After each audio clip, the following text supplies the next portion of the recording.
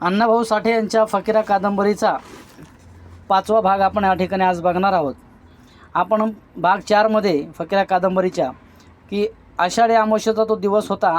आज गावात आनंद पसरला होता. जोगण्या पाहण्यासाठी गावागावचे लोक आले होते आणि ह्या जोगण्यांसाठी सावळा मांग जो हद्दपार झाला होता, ज्याला बेळगावला पाठवण्यात आलं होतं इंग्रजांच्या सरकारकडून, तो ह्या जोगण्याच्या जत्रेसाठी 9 वर्षानंतर आपल्या गावात आला होता. आणि आज सावळा मांगाचं जे पात्र आहे, अण्णाभाऊ साठे यांच्या ह्या फकीरा कादंबरीवरती ज्यावेळी चित्रपट निघाला होता, त्या चित्रपटामध्ये अण्णाभाऊ साठे यांनी स्वतः फकीराचं पात्र फकीरा ह्या चित्रपटामध्ये सावळा मांगाची भूमिका केलेली आहे. म्हणून सावळा मांग तितकासा ह्या फकीरा कादंबरीचा नायक आहे. म्हणून आपण ह्या 5 भागाला आपण सुरुवात करत आहोत.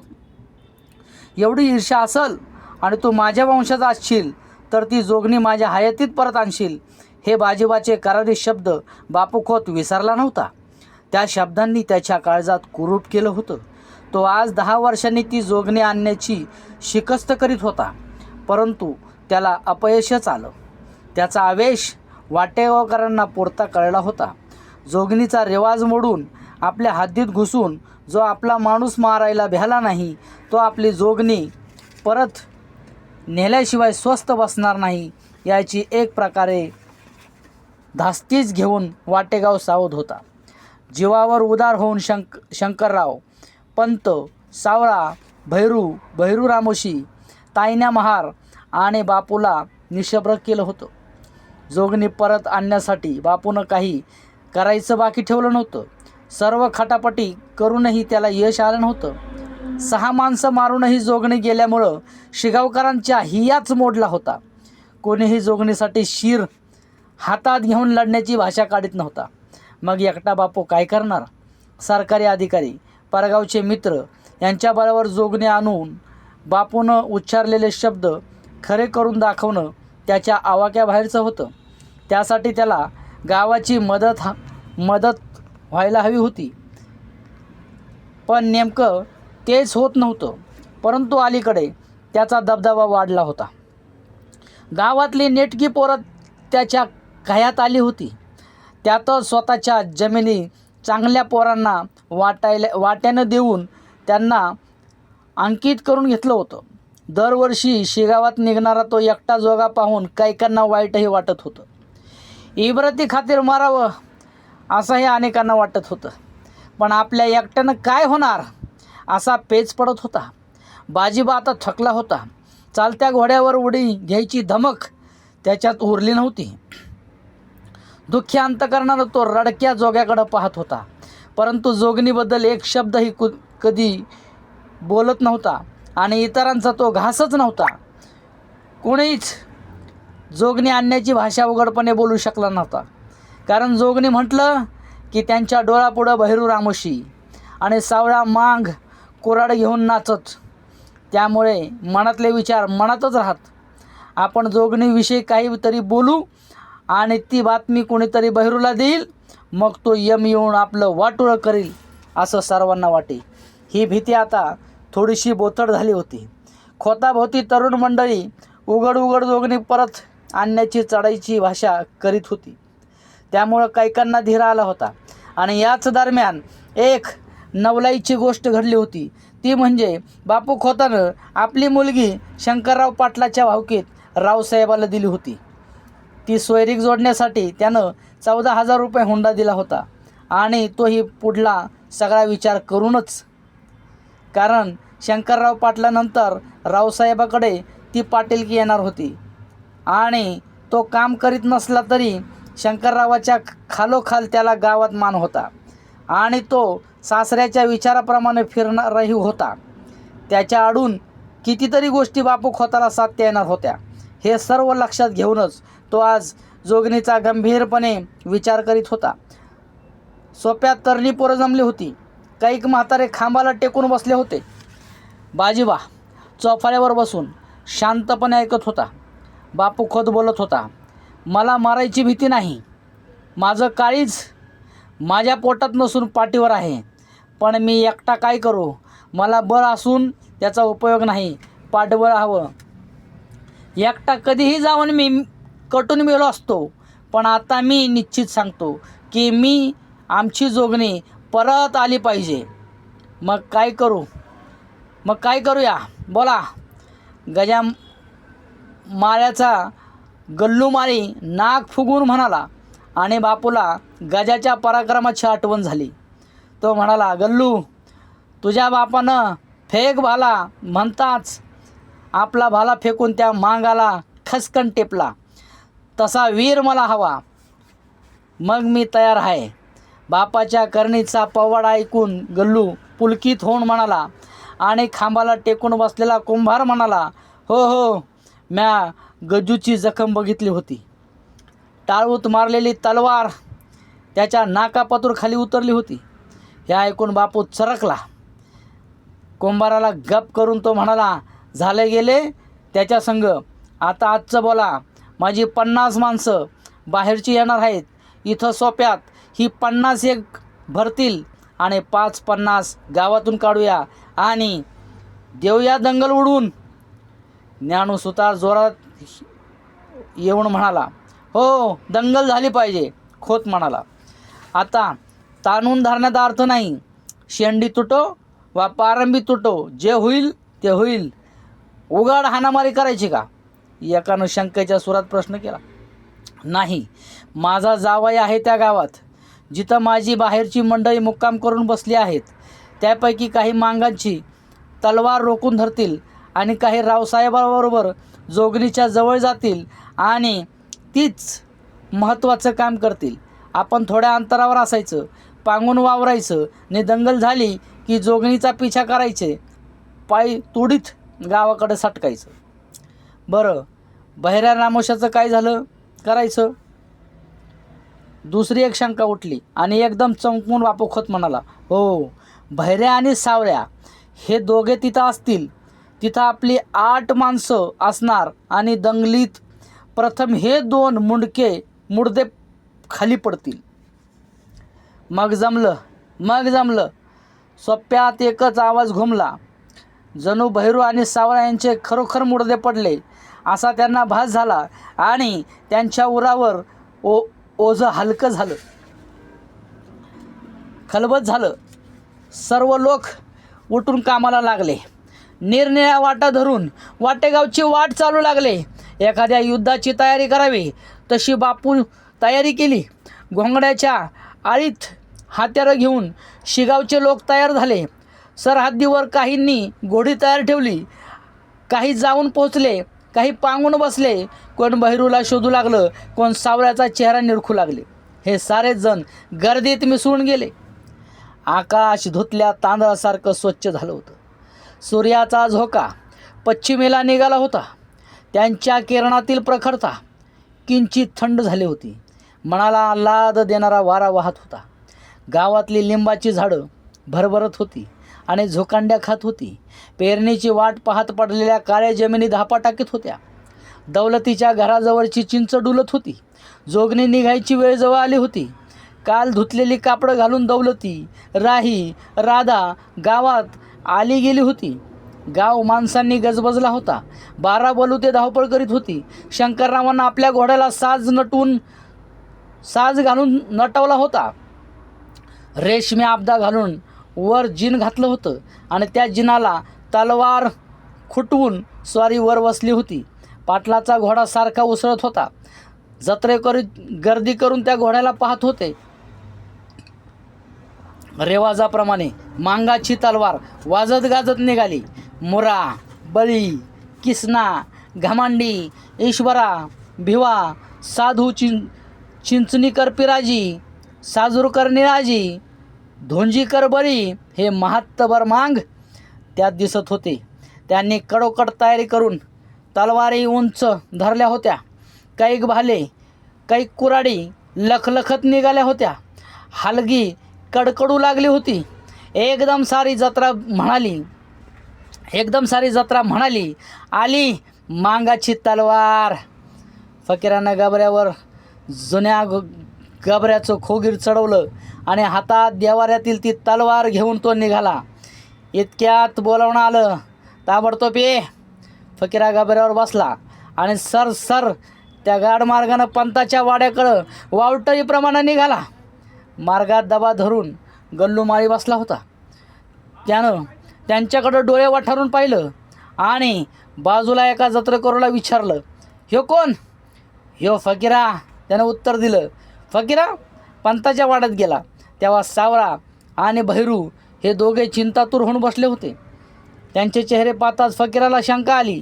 काहीतरी नक्कीच घडलं आहे, त्याशिवाय ही माणसं, लोखंडी माणसं अशी उदास होणार नाहीत. तो खाली उतरून आत गेला.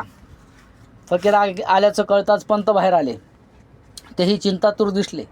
गंभीर स्वरात पंत म्हणाले, फकीरा आज घात होणार आहे. शिगावचे लोक गावात शिरले आहेत. कोण म्हणता? सावळा आणि बहिरू. फकीराच्या कपाळावर आटी उमटली. तो सावळाला म्हणाला, मग आधीच नाही का सांगायचं? परस्पर बंदोबस्त केला असता. हे ऐकून सावळा म्हणाला, पंताच्या कानावर घातल्याखेरीज कसा हो? बहिरू म्हणाला, नाही तर अंगलट यायची भानगड. काहीही असो. पंत समजावणीच्या सुरात म्हणाले, आधी काय आणि नंतर काय? जी खबर मिळाली ती महत्त्वाची. आम्ही सावध झालो. बेसावध असतो तर घात झाला असता. आता कडक नजर ठेवा. सावळा, बहिरू, तुम्ही जुनी माणसं, पोरांना लढाई शिकवा. पंत एकदम थांबले. त्यांनी फकीराच्या डोकीच्या केसापासून पायाच्या नखापर्यंत निहाळून घेतलं आणि ते पुन्हा म्हणाले, ही तलवार राणूजीची. हो. एवढंच म्हणून फकीरानं होकारार्थी मान डोलावली. पंत म्हणाले, फकीरा. एवढे शब्द उच्चारून ते पुन्हा थांबले. त्यांनी वरून सनदी शिपायाला हुकमी आवाजात सांगितलं, नाथा, शंकररावांना मी बोलवावं म्हणून सांग, तातडीनं जा. नाथा पळत गेला आणि पंत आवाज चढवून बोलू लागले, फकीरा, बापू खोतानं आपल्या हातीत शिरून राणूजीचं शिर मारलाय. जर तसा प्रयत्न झाला आणि तो करील तर त्याला आपल्या शिवाबाहेर जाऊ देऊ नको. तुझ्या हातातील त्या तलवारीची इज्जत फार मोठी आहे आणि ती तुझ्या हाती आहे. हे ऐकून फकीरा काहीच बोलला नाही. उगीचच त्याचे डोळे पाण्याने भरले. ओरातील हिंमत उसळून ती डोळ्यात तरळू लागली आणि सावळा म्हणाला, खोत शिवाबाहेर गेला तर मी सरणाला जाईन. जावा, झटून प्रयत्न करा, थांबू नका. मीही जोगण्या काढाय निघतोय. फकीरा, सावळा, भैरू वाड्याबाहेर पडले आणि शंकरराव आले. त्यांना पंत म्हणाले, पाटील, आपल्या गावात काय घडामोडी होत आहेत. बरं झालं तुम्ही बोलवलं. पाटील म्हणाला, ह्या वर्षी गावात काहीतरी घडणार असं वाटतंय. बुजार चेहरे केलेली माणसं बोळात उजळू लागले आहेत आणि रावसाहेबांच्या वाड्यात अगदी नवी माणसं दिसू लागली आहेत. म्हणजे खोतानं आमच्या काठी कोठार पुरून ठेवला आहे. ते पेटणार आहे. पंत म्हणाले, पेटू द्या. 10 वर्ष झाली, जीवाला आटण लागली आहे. पाटील चिडून बोलू लागला, एकदाचा शेवट होऊ दे. आजच लागणार आहे शेवट. पंत मध्येच म्हणाले, खोतावर नजर ठेवा आणि दंगल पेटली की फकीराची पाठ राखा. मी जोगणी काढतो, जा तुम्ही. असं म्हणून पंत थांबले. पाटील काहीच बोलला नाही. परंतु दोघांच्याही मनात दोघांच्या वेळी एकच भावना तरतरली. पाटलाने एकदम पंताला मिठी मारली आणि पंताच्या हातातील शंकररावाला विळखा घातला. पाटील उद्गारला, आता जगलो तर भेट. सर्व वाद्याचा एकदम गडगडाट झाला. शिंग वाजलं आणि जोगणी निघाली. एकच नाद उठला. आकाशाला गचके बसू लागले. धनगरी ढोलानं घरावर कौलं वाजू लागली. कौलं नाचू लागली. ढवऊ ढवऊ ढवऊ ढवऊ ताशा आणि मांगाची हलगी यांनी माणसाचे शब्द मुखे केले. हात्यारांच्या सावलीत जोगणी वाटचाल करू लागली. महारांच्या थळाजवळ दौलती, राही आणि राधा ही जोगणीची वाट पाहत उभी होती. ती त्यांची दरवर्षीची जागा होती. जोग्या थोड्या चालून गेला आणि फकीरानं साधूला जवळ बोलून म्हटलं, तू माझ्या मागं असा माझ्यावर मागणं येणाऱ्याचा मुर्दा पाड, मोराला हाकडं बोलव असं म्हणून त्यानं वळून पाहिलं. शंकरराव जवळून घोडावरीत चालला होता. मी आहे अशी डोळ्यानं खून केली. मोरा आला. तो फकीराला आता दाजी म्हणत होता. त्याने विचारलं, काय दाजी, वाईट जपून, दगा होणार आहे. गाभऱ्यावरून चालता चालता फकीरा वाकून म्हणाला, बरोबरीच्या गडांच्या माना सांभाळा आणि जोगणीवर चाल करील त्याची झपाट्यात मान उतरा. चिंचणीकर, साजूरकर आणि धोचीकर ह्यासनी म्हणावं, हटू नका, जा. मोरा गेला. बळीला सांगितलं. एकमेकांनी एकमेकांना खबर दिली. बळी गर्रकन फिरून फकीराजवळ येऊन टाचा वर करून म्हणाला, दाजी, शिगावची किती माणसं असतील? हे ऐकून फकीरा चिडक्या स्वरात म्हणाला, किती असू दे, 100, 200, 1000. पुढं येणारच खांडूळ करा. जा. रामोशांनी सांगा. खबर सर्वत्र पोचली. किंचित चोरटी हालचाल झाली. रामोशांनी खांद्यावर घोंगडी रिकाम्या माणसाजवळ देऊन ती सरळ झाले. जोगणीजवळ असलेली पोरं नाहीशी झाली. ज्या बाजूला मोकळीक असेल त्याच बाजूला फकीराचा गाभऱ्या वळत होता आणि जिकडं फकीरा जाई तिकडे साधू जात होता. त्या दोघांच्या पिछाडीवर शंकरराव आपला घोडा सावधपणे चालवित होता. पुढं भैरू आणि सावळा शिवाय पंताचा घोडा होता. वातावरण तापलं. झटापट क्षणोक्षणी जवळ येऊ लागली. फकीराची पापणी हालेनाशी झाली. जोगणी थारात आली. दौलतीनं नमस्कार करून मिशीला स्पर्श केला. राहीबाईच्या डोळ्यापुढं रानोजी उभा राहिला. राधाबाईनं फकीरा साधूची मनातल्या मनात दृष्ट काढली. जोगणी पुढं सरकली. नवखी माणसं लगट करू लागली. हात्यारं जिभा चाटू लागली. जोगणी महारवाड्याच्या वाळवंटात आली आणि एकदम गाडमार्गानं मांगांच्या चिंचेखालून सरळ आपला घोडा फेकीत बापू खोत पुढं आला. त्याचबरोबर सर्वांचं चटकन तिकडे लक्ष गेलं. नजरा चढल्या. पहाऱ्याची पकड सैल झाली आणि जोगणीभोवती एकच मुरकंड पडले. लगेच रामोशी परत फिरले. मांग उलटले. तलवारी चालू लागल्या. माणसं तुटून पडू लागले. सावरा, मोरा, बळी, निळू, भिवा, ईश्वरा रक्तबंबाळ झाले. भैरूनं डोळे झाकून कुऱ्हाड चालू केली, परंतु फकीरा जागचा हलला नाही. तो खोतावर घारी नजर ठेवून होता. दंगल शिगेला पोचली.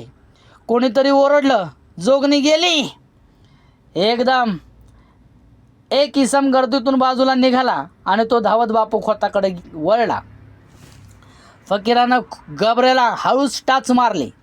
फकीरानं जागा सोडताच साधूही धावला. शंकरराव डोकं शांत ठेवून पाहत होता. फकीरा काय करणार याचं त्याला कोडं पडलं होतं. गर्दीतून धावत गेलेल्या माणसानं जोगणीची वाटी खोताच्या हवाली केली आणि खोतानं आपला घोडा उलटा फिरवला आणि फकीराचा गाभऱ्या भरभरला.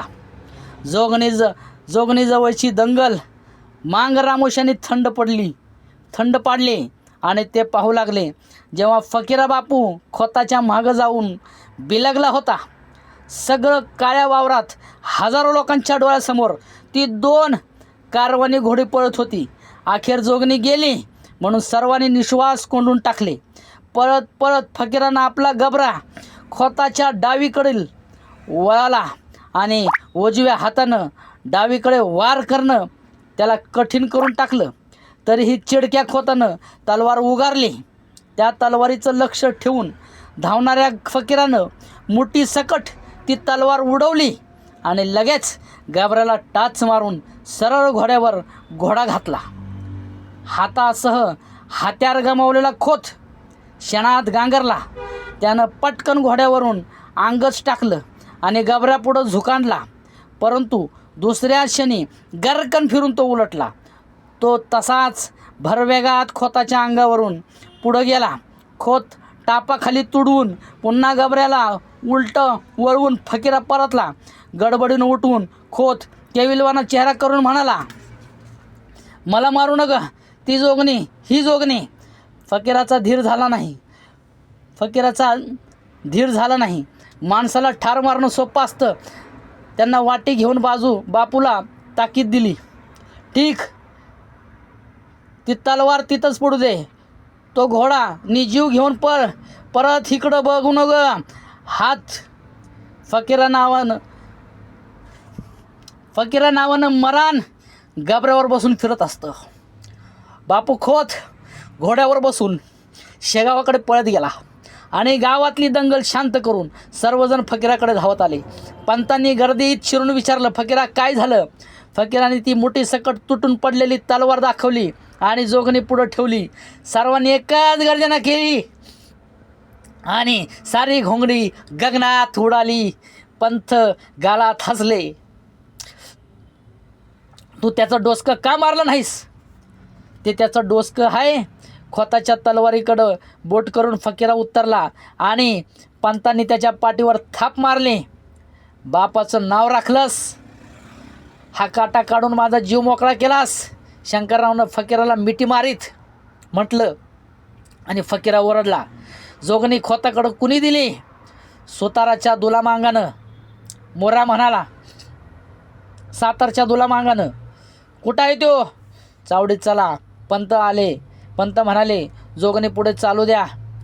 खोताच्या हातची मूठ आणि तलवार चावडीवर रवाना करून पाटलानं पुन्हा जोगण्या चालू केल्या. पांगापांग झालेली माणसं पुन्हा आली. दौलती, राहीबाई, राधा आणि फकीराला मिठ्या मारल्या. राधानं फकीराचा घाम पुसण्यासाठी पदर ओढला आणि त्याच्या कपाळाकडे पाहिलं. तोच तिला त्या एका दिवसाची आठवण झाली. लहानपणी फकीरा व साधू बापाला नैवेद्य दाखवायला गेले होते, तेव्हा पाया पडताना त्यांच्या कपाळाला माती लागली होती. ती माती पुसून निघेल असं वाटून तिनं हात आवरला होता आणि स्वतःचे आसू पुसले होते. लोकांनी जखमा बांधून जोगण्या मिरवल्या. जोगणी विसर्जन करून पंत आणि पाटील चावडीत आले. तिथे दुलारी मांगाला बांधून सावळा आणि भैरू पहारा करीत बसले होते. रात्री त्यांची चौकशी झाली. त्यांना डोकं मारण्याच्या भीतीनं सर्व हकीकत सांगून टाकली. दुलारी हा साताऱ्याला सरकारी नोकरी करीत होता. तो गुन्हेगारांच्या खबरी पोलिसांना देऊन बऱ्याच हुद्द्याला चढला होता. साताऱ्यात सरकारी अंमलदारांनी त्याची व खोताची भेट करून दिली होती. पुढे त्या दोघांनी मैत्री करून मित्राच्या मदतीला तो आज आला होता. इथं तो रावसाहेबाच्या वाड्यात 2 दिवस पाटील म्हणून राहत होता. त्यानंच गावात दंगल करावायचे सर्व डावपेच रावसाहेबांच्या वाड्यात बसून आखले होते आणि ते रावसाहेबांना माहीत होते. ही सारी हकीकत ऐकून पंताचे व शंकररावाचं डोकं सुन्न झालं. रावसाहेब खोताला सामील आहे हे कळताच साप आपल्या उशाशी आहे असं शंकररावाला वाटलं. परंतु त्या संकटाची तोंड ओळख झाल्याने त्यांना आनंदही झाला. दुलारी सरकारी माणूस आहे लक्षात घेऊन त्यांना पंतांनी ताकीद दिली, तू सरकारी चाकर असून ह्या झगड्यात पडू नये. तू पडलास सरकारी नोकर म्हणून तुला आम्ही एक वेळ क्षमा करून सोडून देत आहोत. तू आताच्या आता निघून जा. पण मला सांग, मला मांग रामोशी जगू देणार नाही ती? दुलारी रडत म्हणाला. ठीक आहे, आम्ही तुझ्यावर बरोबर माणूस देऊ असं म्हणून पंतांनी भैरूला सांगितलं, भैरू याला शेगावला पोचव. आणि भैरू आपणाला पोचवणार ह्या ऐकून दुलारी अधिकच रडू लागला. तो म्हणाला, ह्यो मला शेगावऐवजी सरगावला पोचविल. हेही जोगणी प्रकरण भलतंच दणाणलं. जत्रेला आलेली माणसं जाताना फकीराची तारीफ करत परतली. फुलामधली मधमाशांनी पळवावा तद्वत माणसांनी फकीराची कीर्ती गावोगाव पोचवली. जो तो म्हणू लागला, फकीरा जब्बर माणूस, त्यानं खोताला चित्त केलं. मुठी सकट तलवार मारून त्या विंचवाची नांगीच मारली. खोत निकामी केला. फकीराच्या त्या दिवसाच्या वर्तनावर गाव बेहद खुश झाला. फकीरानं आपल्या पराक्रमाला घोडदौडीनं प्रारंभ केला. दौलती, राही, राधा यांच्यापेक्षाही सावळा आणि भैरू यांना आनंद झाला. ते आपल्या जखमा विसरले. कर्तबगार माणसाची कीर्ती दिरंगत जाते, ती ऐकून इतरांना क्षणभर आश्चर्य वाटलं. पण त्या कीर्तीच्या पाठीशी असलेला त्याग आणि झीज ह्यांच्याकडे त्यांचं लक्ष नसतं. सकाळी सावळा बेळगावला निघाला. जाताना तो प्रथम फकीराकडे आला. त्यानं फकीराला मिठी मारली. त्याचे डोळे भरून आले आणि तो मोठ्यानं हसू लागला. त्याचं हसणं पाहून फकीरा गोंधळून गेला. दौलती, राही, राधा, साधू यांना नवल वाटलं. हा हसतोस का गा? हसतोयस का गा? फकीराने विचारलं आणि सावरा म्हणाला, मला जुनी याद आली. तुम्ही लष्कर बघायला गेला आणि मी दौलू आबावर भडकलो त्याची मला आज याद आली. असं म्हणत तो पुन्हा गंभीर झाला. त्याने भुवया चढवल्या, नाक फेंदारलं आणि तो म्हणाला, काल नाव गाजवलंस, माझ्या मनाजोगं झालं. शेणातला किडा शेणातच होता आणि हाय आता कवा येणार? फकीराने विचारलं. ते मी कसं सांगू? सावळा लाचार स्वरात म्हणाला, जरी एखादा खून केला असता तरी बरं झालं असतं. काळं पाणी बघून आलो असतो, पण ह्यो काळ्या पाण्यापरास वांगाळ कायदा माझ्या मागं लागलाय. काय खटपट नाही का होणार? फकीरा बोलला. कोण करणार? सावळा चिडला आणि म्हणाला, आम्ही मुकी माणसं, त्यात कानफाटी आमच्या कानावर कोण घेणार? पंतांनी नाही का सांगायचं? काय सांगू त्यासनी? नाही का दिसत? बरं मी बोललो एकदा करा काहीतरी. सावळा दुखावल्यासारखा बोलू लागला. 8-9 वर्ष काढली, लई वांगाळ काढली, वतनदार असून वनवासी झालोय. आता तो बोलता बोलता थांबला. त्याचा गळा दाटून आला आणि फकीरा म्हणाला, आता काय? आता गाव सोडू नये असं वाटते. हे ऐकून फकीरा खिन्न झाला. त्याच्या काळजाला चिमटा बसला. जो हुकुमी आवाजात म्हणाला, तू आज जा, मी गप बसणार नाही, नी पंतासनेही बसू देणार नाही. हो हो. सावळा एकदम हसरा चेहरा करीत म्हणाला, मला परमुलखात मरू देऊ नये. माझी हाडं हात माझ्या पंढरीत पडावी, माझ्या माड्याला साऱ्यांचे हात लागावं. मी तिकडं कुत्र्याच्या मौतीनं मरू नये असं मला वाटतं. फकीराच्या वर मी बाण आला. तो संतापून म्हणाला, मग तू जाऊच नग, येऊ दे. नग मध्येच सावळा म्हणाला, मला गावानं जायला सांगितले म्हणून मी निघालो. गावाच्या मनाविरुद्ध वागून कसं चालल? बरं मग जा तर.